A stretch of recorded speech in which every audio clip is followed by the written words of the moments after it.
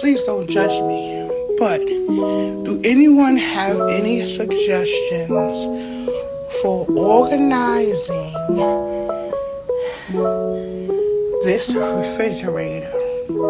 Like, I need product links. I need something. Please, I need help.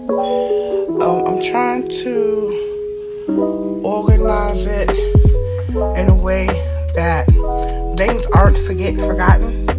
You know, because I have a tendency of letting things go bad because I don't want to look for it. But I have a lot of fruits and vegetables in here that I do not want to go to waste. Cheeses, as you see, eggs, whatever.